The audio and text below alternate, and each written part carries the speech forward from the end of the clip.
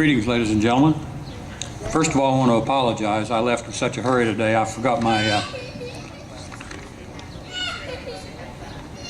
So I have to go like this, and I'll have to use paper. July 4th, 1776, Congress announced to the world the Declaration of Independence of the 13 colonies. These extraordinary men declared, "We hold these truths to be self-evident, that all men are created equal. They are endowed by their Creator with certain unalienable rights, that among these are life, liberty, and the pursuit of happiness." Does this sound anything like the government we have today? Or does this sound like the government we have today? The President and Congress spend trillions of dollars of taxpayers' money and bailouts and stimulus to repay their supporters and determine winners and losers in the marketplace and business world. Winners play ball with Obama. Losers go home broke, at times broken. The President takes over automotive companies, ripping off investors and vendors, while repaying his big union contributors by giving them a slice of the companies. In a feeding frenzy, he nationalizes businesses, industries, financial institutions, fires and hires managers and CEOs, and sets compensation for executives while warning of more to come. Does this sound like the U.S. government or Venezuela? Healthcare disaster strikes our country when Congress passes Obama's idea of healthcare reform over the vehement objections of the American public. They feed people lie upon lie in efforts to appease and soothe the open wounds left by a corrupt Congress and President.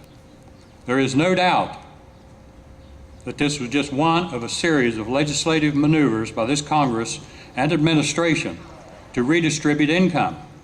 There is equally no doubt this law will cost tens or even hundreds of thousands of American lives.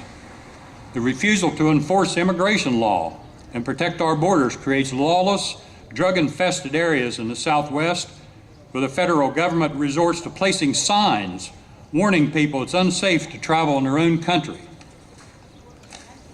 Obama wants amnesty for all illegals and their families to increase his political power base. He's in a test of wills with the American people who believe in the rule of law and that federal government should guard our borders. Arizona finds itself with little more than being another state of Mexico, and as a last resort, decided to protect their own citizens. Consequently, they quickly discover their own government, who continues to allow the chaos to continue unabated, is suing them. Obama and his leftist cabinet members call the Arizona law racist and then admit they haven't even read the bill. Our military patrols borders around the globe at great sacrifices in the blood of our young people and trillions from our treasury. Yet incredibly, our government defies Americans and their pleas to put an end to these foreign invasions. Does this sound like a coherent, responsible response to the American people?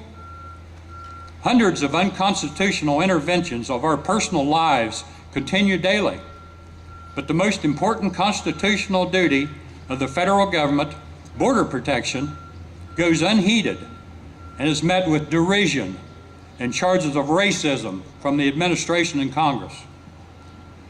Obama wants cap-and-trade legislation, which he admits will cause electricity prices to skyrocket. Everything this Congress and President do are all about power, control, and income redistribution. Until he gets his legislation, he has unleashed the heavy hand of the EPA upon industry, business, and taxpayers. There is no longer any question about the motives of Obama and the progressives of the Democratic and Republican parties. Obama, Pelosi, and Reid have dropped all pretenses of being anything but Marxist. Their fanatical bitterness and loathing of this country, Declaration of Independence and constitutional freedoms, is now self-evident. The President of the United States has declared all-out war on the American people. Let me repeat that. The President of the United States has declared all-out war on the people of the United States. Moreover, the liberal wings of the political parties are abetting him.